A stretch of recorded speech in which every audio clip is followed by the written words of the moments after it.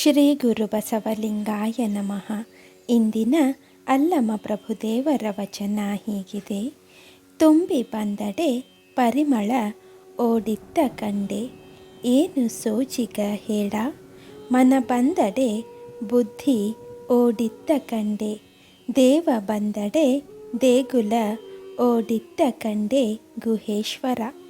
ಈ ವಚನದ ಸಾರ ಹೀಗಿದೆ. ಭಗವಂತನ ಒಲುಮೆಯು ಮನಸ್ಸನ್ನು ತುಂಬಿಕೊಂಡರೆ ಸಾಂಸಾರಿಕ ವಿಷಯ ವಾಸನೆ ಎಂಬ ಪರಿಮಳ ಅಲ್ಲಿ ಇರದು. ಇದು ಸೋಜಿಗವಾದುದು. ಹಾಗೆಯೇ ನಮ್ಮ ಮನಸ್ಸು ಉನ್ಮನಗೊಂಡು ಪರಶಿವನಲ್ಲಿ ತನ್ಮಯಗೊಂಡರೆ ನಾನು ಬೇರೆ ಪರಶಿವ ಬೇರೆ ಎಂಬ ಭೇದ ಬುದ್ಧಿಯು ಇರುವುದಿಲ್ಲ.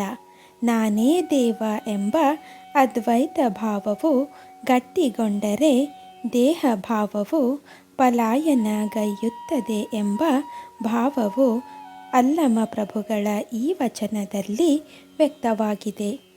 ಇಂದಿನ ಮಾತು: ಒಂದು ವೇಳೆ ಪಾತ್ರೆಗಳನ್ನು ಬೇರೆಯವರಿಂದ ಪಡೆದು ಅವುಗಳಿಂದ ಲಿಂಗವನ್ನು ಪೂಜಿಸಲು ಇಚ್ಛಿಸಿದರೆ ಅವು ಹಾಗೆಯೇ ಪೀಠ ವಸ್ತ್ರಾದಿಗಳು ಲಿಂಗ ಮುದ್ರೆಯನ್ನು ಹೊಂದಿರಬೇಕು. ಲಿಂಗದ ಚಿಹ್ನೆಯಿಲ್ಲದಿರುವ ಪಾತ್ರೆ ಪೀಠ ವಸ್ತ್ರಾದಿಗಳನ್ನು ಪೂಜೆಗೆ ಉಪಯೋಗಿಸಬಾರದು. ಅದರಂತೆ ತನ್ನ ದೇಹದ ಮೇಲೆ ಲಿಂಗವಿಲ್ಲದಿರುವ ಅಲಿಂಗಿಯು ಮುಟ್ಟಿದ ಅಥವಾ ಅವನು ತಂದುಕೊಟ್ಟ ಪಾತ್ರೆಯನ್ನು ಶಿವಪೂಜೆಯಲ್ಲಿ ವರ್ಜಿಸಬೇಕು.